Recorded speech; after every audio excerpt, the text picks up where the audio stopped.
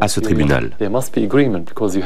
Alors s'ils veulent que nous coopérions, il faudra un accord, car notre peuple aussi a des droits. Je pense qu'il est exclu qu'un service ait agi en ignorance totale du président syrien. Ça ne veut pas dire que le président syrien a donné l'ordre. Une officine des services de renseignement, vous savez qu'il existe une affaire de 15 à 17 services de renseignement qui s'épient eux-mêmes en Syrie, qui sont en compétition entre eux en Syrie.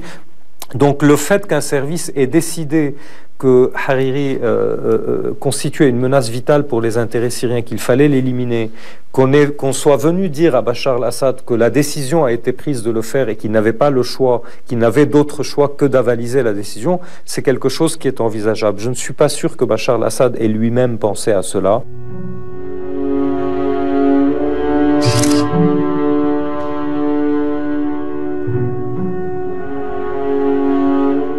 En tout cas, quelle que soit la réalité, la conséquence est la même. La Syrie est marginalisée, mise au banc de la communauté internationale durant plusieurs années. Et c'est la France qui, une nouvelle fois, va lui tendre la main et tenter de la réintégrer dans le concert des nations. Je voudrais enfin dire au président Bachar el-Assad.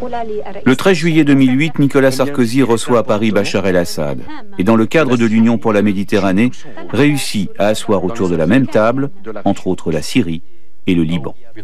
La Syrie a toujours été un acteur majeur au Proche-Orient. Elle a le choix entre être un facteur bloquant ou, au contraire, un acteur des progrès vers la paix au Proche-Orient. Et nous comprenons que le choix du président Bachar al-Assad est de jouer ses cartes au service des progrès vers la paix au Proche-Orient. La paix au Proche-Orient. Une chimère que la communauté internationale poursuit depuis 1948. La Syrie peut-elle jouer un rôle? Sans doute.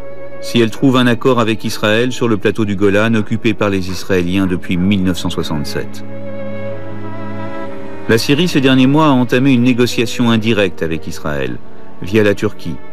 Et un tel accord pourrait véritablement changer la donne au Proche-Orient. Mais pour en arriver là, Bachar el-Assad est-il prêt à remettre en cause ses liens avec l'Iran et son soutien actif au Hamas et au Hezbollah? Rien n'est moins sûr. Le Hamas est influent, on ne peut pas l'ignorer. Il est impossible d'établir la paix si vous ignorez le Hamas ou si vous pensez que le Hamas est contre cette paix.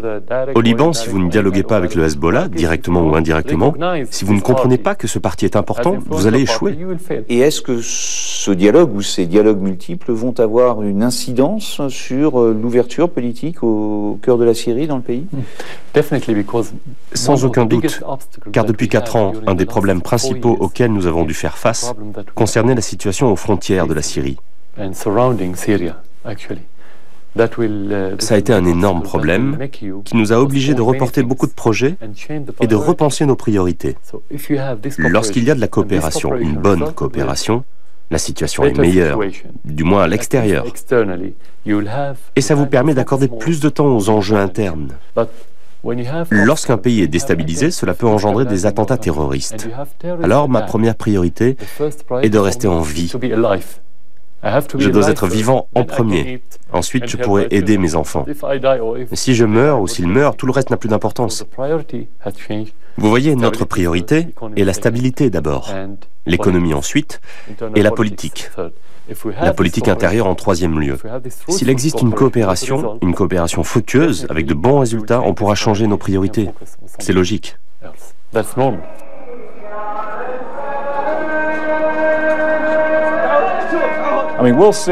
On verra bien. Tôt ou tard, Bachar el-Assad sera mis à l'épreuve et nous verrons dans quelle direction il veut vraiment aller. S'il veut vraiment l'ouverture politique et réduire le pouvoir des Mukhabarat, les services de renseignement syriens.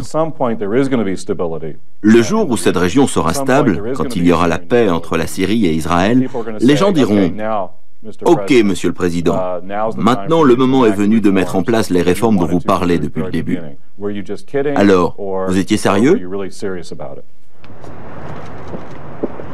En attendant l'heure de vérité, le jeune couple présidentiel entretient son image moderne, simple, et se montre chaleureux avec son peuple devant les caméras.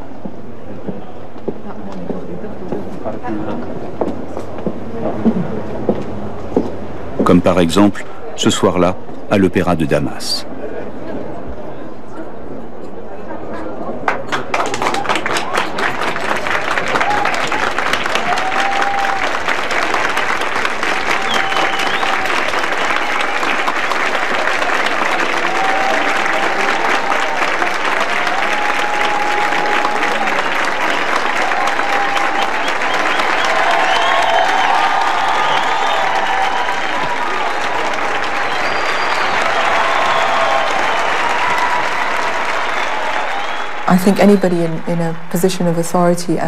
La force d'une personne qui est en position d'autorité et de pouvoir, c'est d'être le plus proche possible des gens, et donc de la réalité.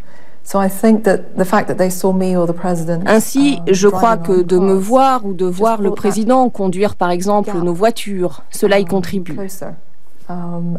C'est ainsi quand on me voit au supermarché avec les enfants ou lorsque nous assistons, mon mari et moi, aux pièces de théâtre de fin d'année à l'école pour applaudir nos filles et leurs amis, ou quand on nous voit au restaurant ou aller à l'opéra. Tout cela, on le fait parce que c'est normal pour nous. Comme pour n'importe quel individu, n'importe quelle famille. On le fait car ça nous rapproche des réalités de la vie et c'est vraiment important.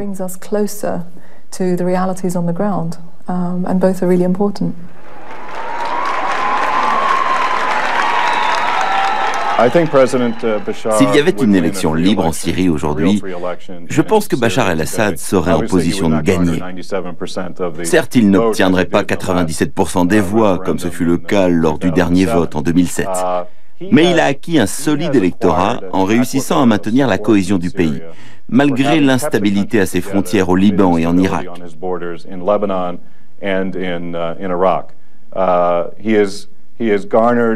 Il a aussi acquis une grande notoriété pour avoir refusé le projet américain, pour avoir incarné une résistance nationale à la pression extérieure, et enfin, il a su rassembler grâce à son style de vie non ostentatoire.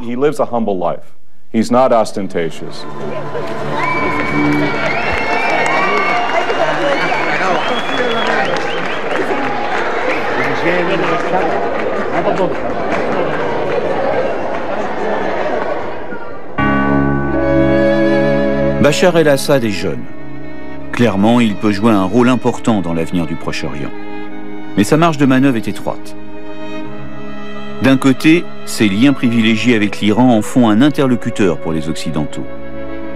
De l'autre, ses liens avec le Hezbollah et le Hamas en font un soutien du terrorisme aux yeux de ces mêmes Occidentaux. L'ouverture vers l'Ouest et le nationalisme arabe à tout prix, combien de temps Bachar el-Assad pourra-t-il mener deux politiques a priori contradictoires ?